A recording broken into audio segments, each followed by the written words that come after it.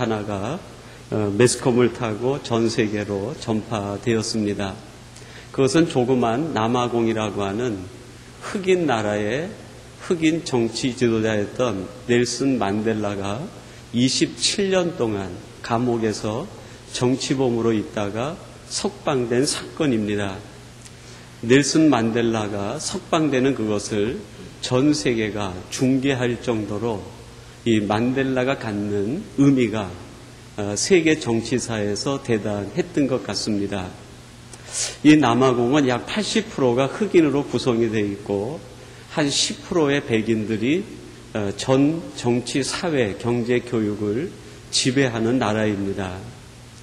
80%나 되는 흑인들은 인권도 없이 자기 나라에서 인종차별을 당하며 산 지가 무려 300년이 넘습니다.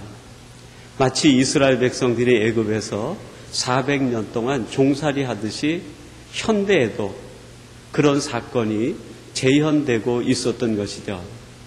300년 동안 그 백인들을 향한 이 남아공에 있는 흑인들의 미움과 분노가 얼마나 컸겠습니까? 아마 미루어 짐작이 가능할 것 같아요. 그때 전 세계의 지지를 받고 또 본국의 80% 되는 흑인의 지지를 받는 이 넬슨 만델라가 흑인의 인권을 외치다가 정치범이 돼서 감옥에 들어간 뒤 27년 동안 살아남은 거예요. 여러분, 살아남은 게 기적이죠. 정치범이 그 속에 들어가서 27년 동안 살아남을 수 있다는 것이 이것이 얼마나 놀라운 일입니까? 대부분 정치범들에게 감옥에 집어넣고서는 자연사 하도록 그렇게 만드는 것이 정치범들에 대한 대우 아니겠어요? 근데 그 깊은 감옥에서 약 30년 가까운 세월을 견디고 살아남은 거예요.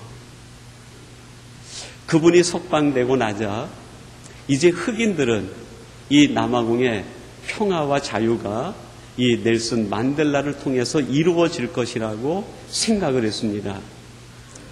그리고 약 8만 명이나 되는 혈기왕성한 흑인들이 중심 다운타운인 케이프타운에 모이게 된 거예요. 그리고 그들에는 마음속에 분노라고 하는 무기를 하나씩 들고 있었습니다. 300년간 우리를 지배하고 착취하고 탄압했던 저들을 죽여야 되겠다고 하는 생각의 무기가 마음속에 가득 차 있었던 것이죠. 만델라가 나와서 자기들의 손을 들어줄 걸 기대했어요. 그동안 옥고를 치루었으니까 백인들을 향한 분노가 커질 대로 컸겠지. 그 미움이 폭발 직전에 있겠지. 이제 만델라가 우리를 대변해서 자유를 주고 해방을 줄 것이다. 그런 기대를 하고 흑인 청년들이 모여들기 시작을 한 거예요. 만델라가 연단에 섰습니다. 그리고 1000마디를 꺼냈는데 그 1000마디가 여러분이 가지고 있는 무기를 바다에 던지우라. 그 1000마디로 연설을 시작했어요. 무기를 바다에 던지우라. 거기 모여들었던 8만이나 되는 젊은 혈기왕성한 흑인 청년들은 그 의미를 이해하지 못했어요.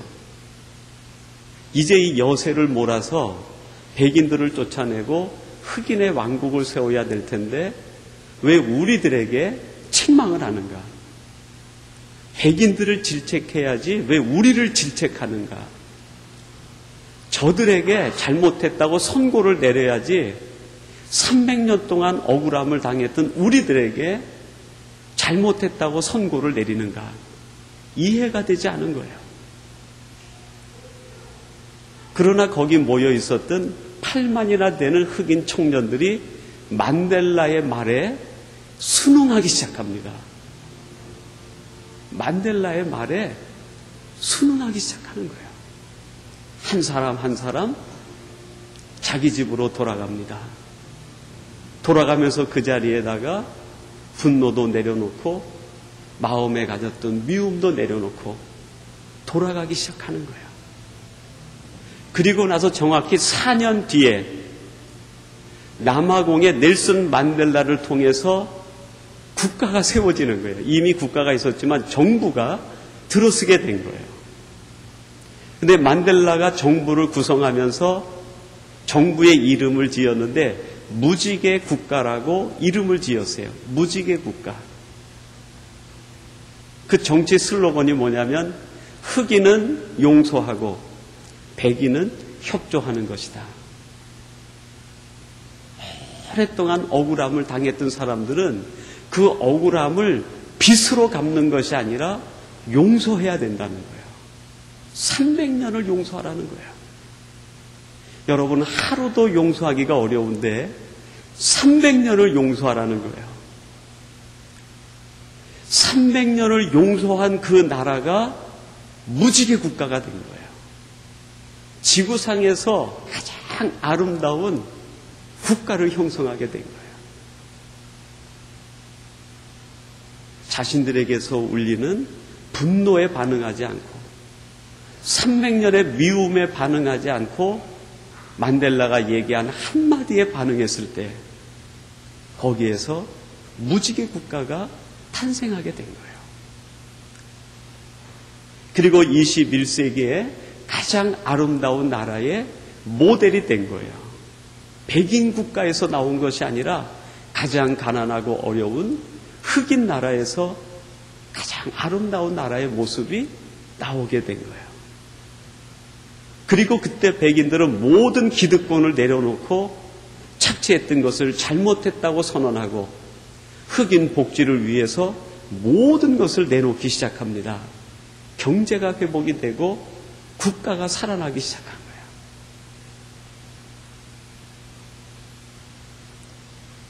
여러분, 우리들이 무엇에 반응하느냐에 따라서 혁명의 나라를 만들 수도 있고 무지개 국가를 만들 수도 있어요. 내 안에서 일어나는 나의 분노나 미움에 반응하게 되면 내 분풀이는 할 수 있을지 몰라도 그것은 혁명의 나라예요. 피의 나라. 그거는 언젠가 또 다른 피를 부르는 거예요.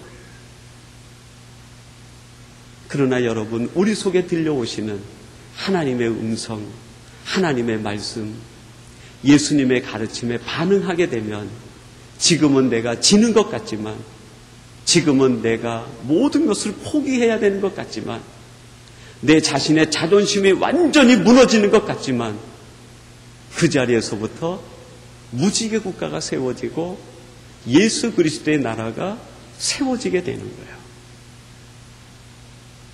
여러분, 우리들이 이 땅을 살아가는 이유는 나의 혁명의 나라를 세우는 것이 목적이 아니에요.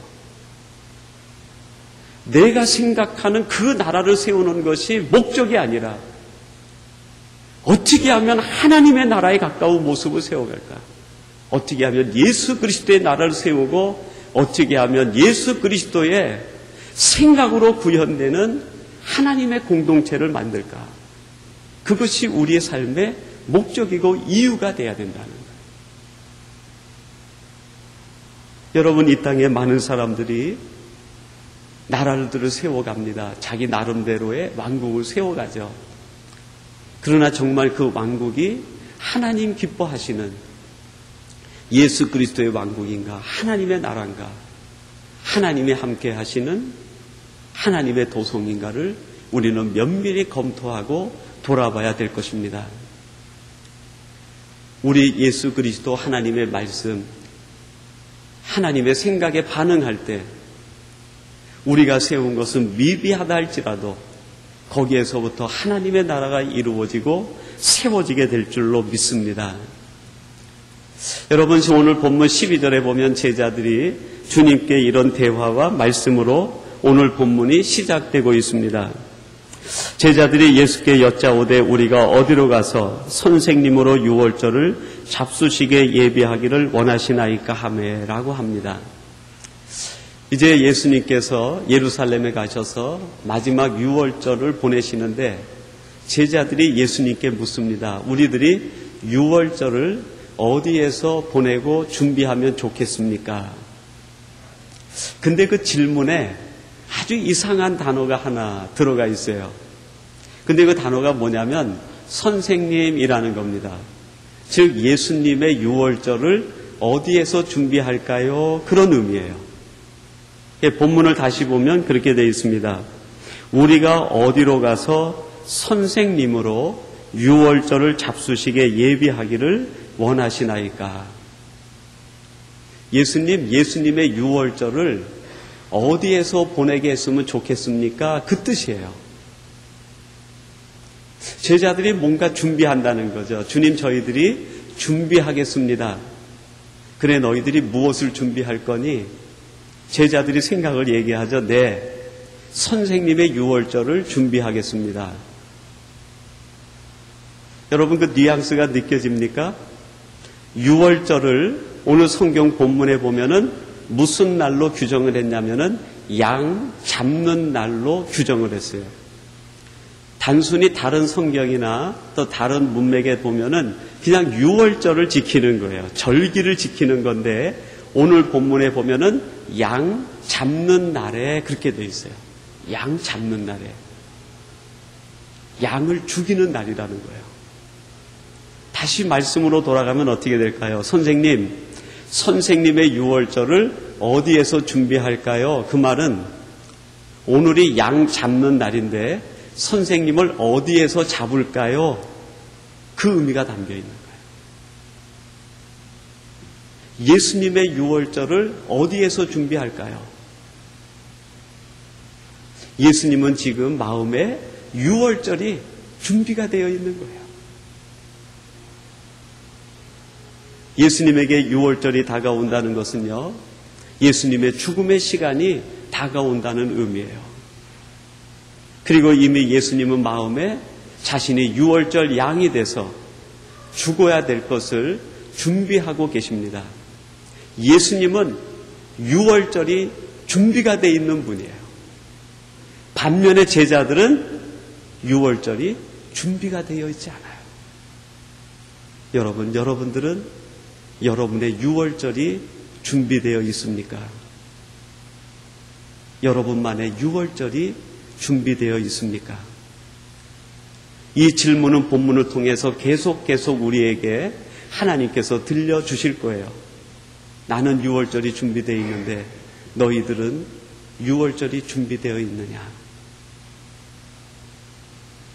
양 잡는 날에 예수님은 이미 자신의 목숨을 우리들을 위하여 내주실 것이 준비가 되어 있으셨어요.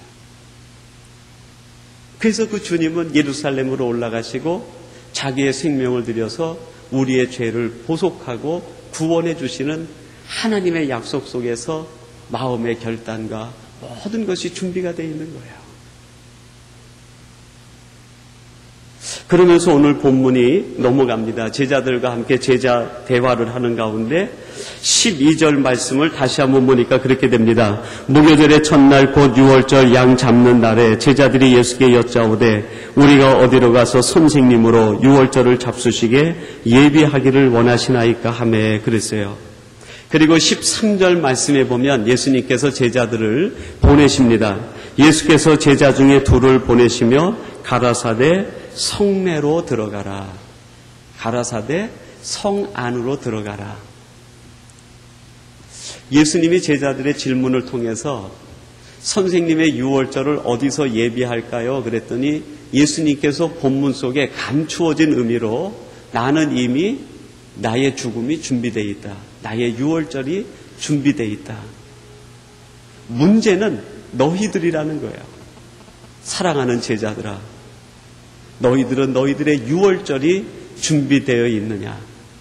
말씀하시고 그들을 성으로 들여보내시는 거예요. 그래서 13절에 보니까 2명씩 짝지어가지고 그들을 성으로 들여보내는 거예요. 어느 날에요? 양 잡는 날에. 유월절에 그들을 성으로 들여보내시는 거예요. 여러분, 오늘 이 말씀 속에 보면은 예수님이 당한 유월절과 제자들을 파송하시는 그 말씀 사이에는 약 40년의 시간적 거리가 있어요. 예수님께서 유월절을 준비하라는 것은 예수님의 생전에 있었던 일이고, 지금 제자들이 파송받아서 가는 것은 예수님께서 보내신 거기도 하지만은 이 말씀을 기록할 때가 주후 70년경에 기록을 했기 때문에 예수님이 생전에 있었던 그 사건과 지금 이 말씀이 기록되는 그 시대 가운데는 40년의 시간적 인터벌이 있는 거예요. 40년이 지나서 성으로 들어가는 제자들이 누굴까요? 예수님이 돌아가시고 부활하시고 승천하신 이후에 제자들과 사도들의 복음 전파를 통해서 예수를 믿은 제2세대 크리스찬들이에요. 제2세대 크리스찬들. 이들이 있었던 그 상황은 로마의 박해 상황이에요.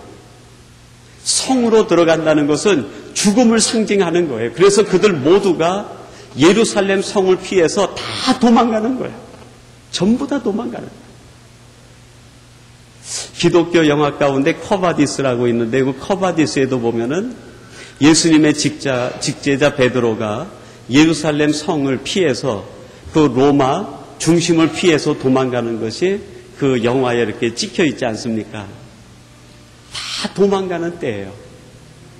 그들에게 말씀을 주시면서 이제 너희들의 유월절이 다가왔으니 너희들도 예루살렘 성내로 들어가라.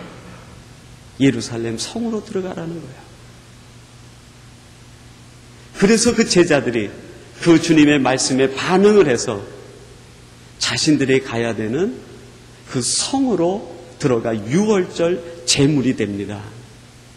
유월절 제물이 돼요. 예수님을 통해서 초대교회 공동체가 세워지고 초대교회 공동체의 모든 성도들이 유월절 제물 같은 삶을 살게 되므로 로마 전체가 하나님의 나라로 변화가 되어지는 거예요.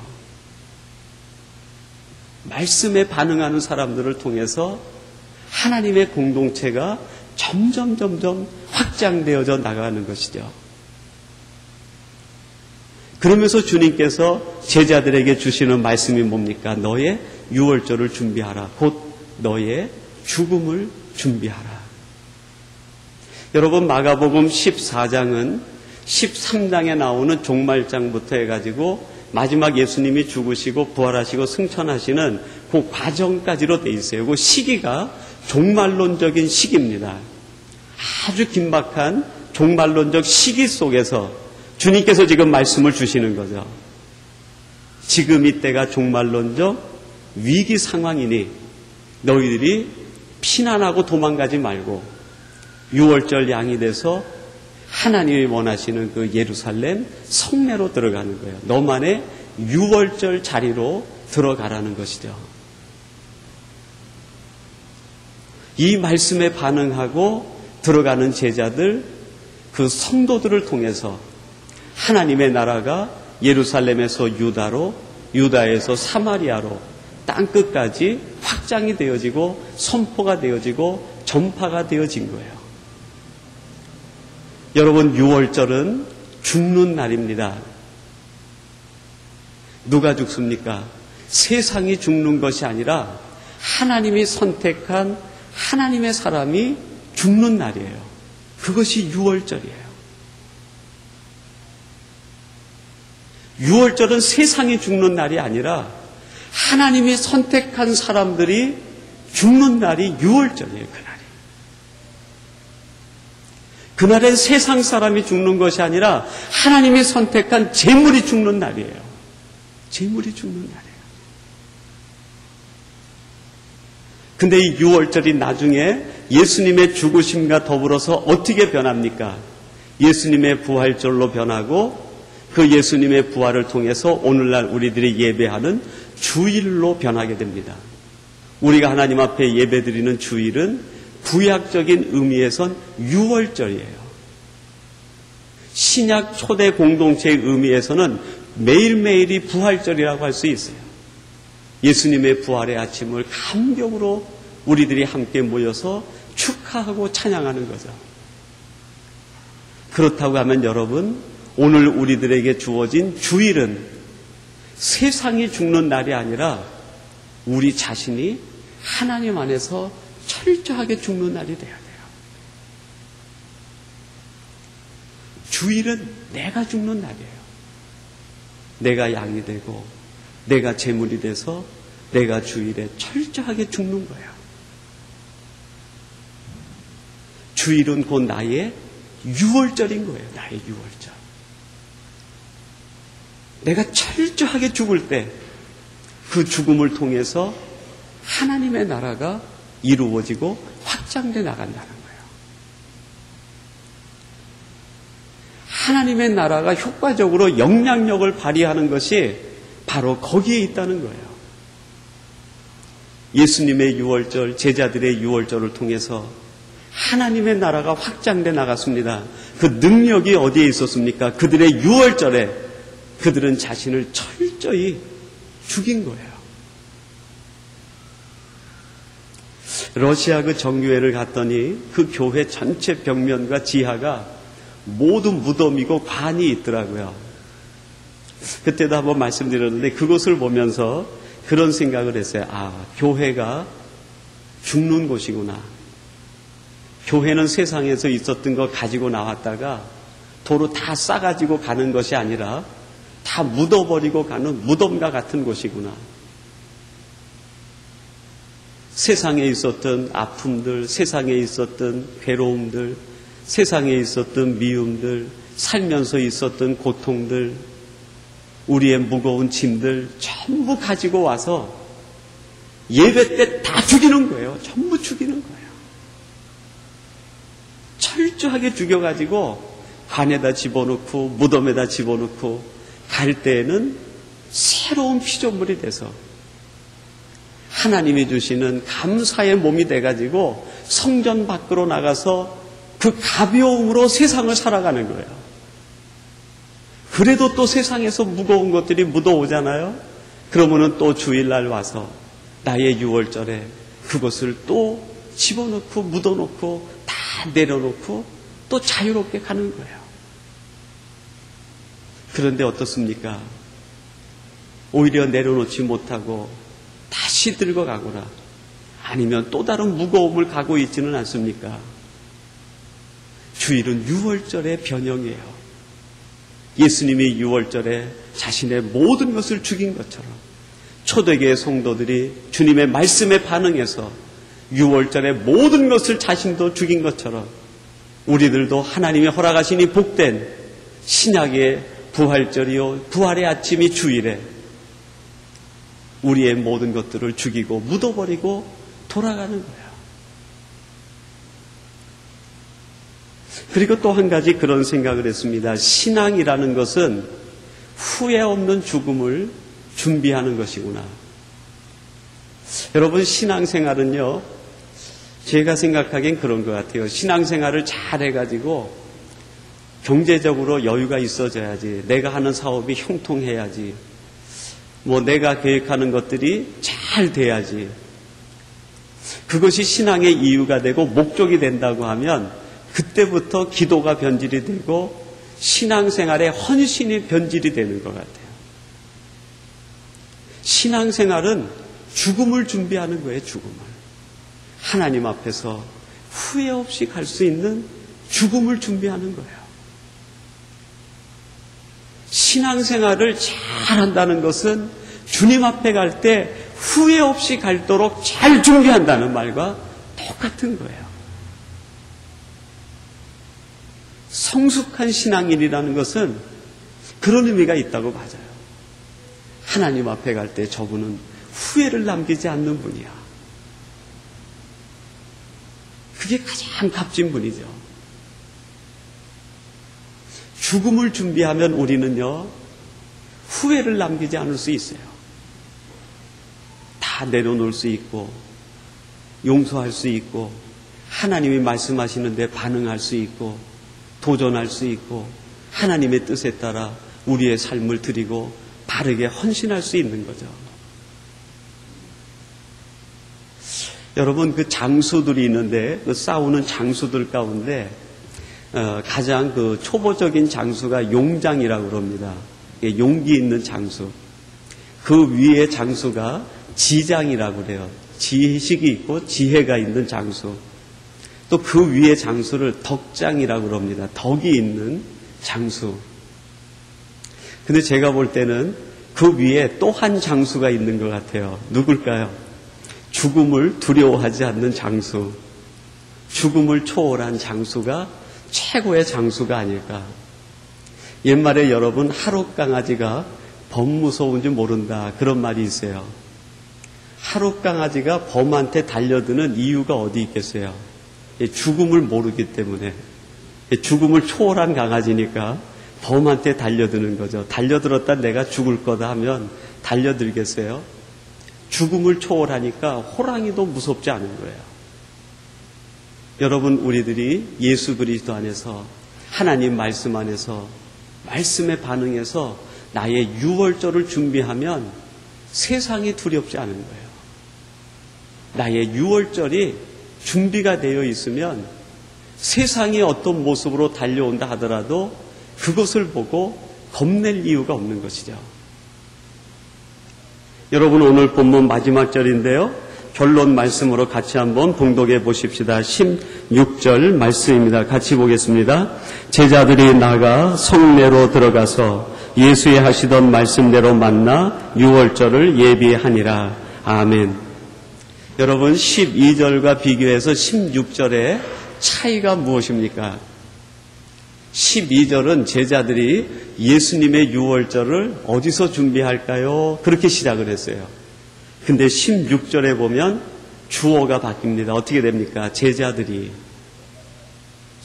성으로 나가 자신들의 유월절을 준비하는 거예요. 유월절이 준비된 제자들, 그 제자들을 통해서 하나님의 나라가 확산돼 나간 거예요. 오늘 하나님께서는 우리들에게 동일한 말씀을 주십니다. 사랑하는 삼송의 가족들아, 이제 내가 너희들을 세상으로 보낸다. 세상으로 나가 너의 유월절을 예비하고 살아가라. 나의 유월절을 예비하라. 여러분, 하나님의 말씀에 반응해서 나의 유월절, 나의 죽음을 준비하면 세상이 두렵지 않습니다. 하나님 앞에 하는 헌신이 기뻐집니다. 하나님 앞에 드리는 시간이 가장 가치 있는 시간으로 느껴지기 시작합니다. 하나님이 나를 사용하시는 것이 얼마나 감사의 조건이 되는지 모릅니다. 하나님이 나를 지켜주고 계시다는 그 확신과 믿음이 오히려 세상을 넉넉히 이길 수 있는 능력이 되고 힘이 된다는 것입니다. 여러분, 유월절은 7일을 지냅니다. 하루를 지내는 것이 아니에요. 장기간의 절기가 유월절이에요.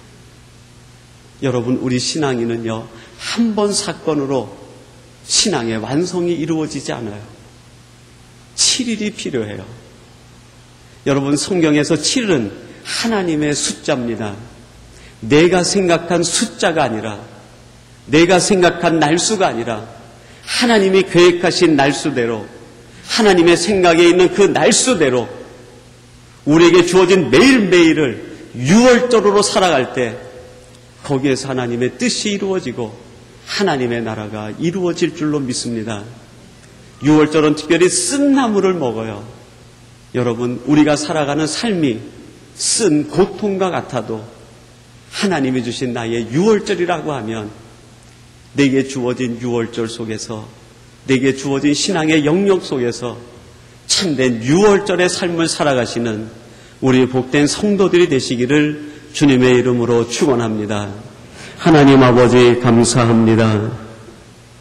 제자들이 예수님의 유월절을 준비하던 그 마음에서 예수님의 말씀에 반응하여 이제 자신의 유월절을 준비하여 하나님의 나라를 이루어가는 믿음의 사람들이 되었습니다. 동일한 말씀을 이 시간 우리에게 들려주시며 너의 유월절을 지키라고 하시는 주님, 이 말씀에 반응하는 저희들이 되게 해 주옵소서. 우리가 생각한 시간이 아니라 하나님의 시간표에 따라 우리에게 주어진 삶의 현장에서 우리의 유월절을 완성하는 하나님의 사람들이 되게 하여 주시옵소서. 예수님의 이름으로 기도하옵나이다. 아멘. 하늘의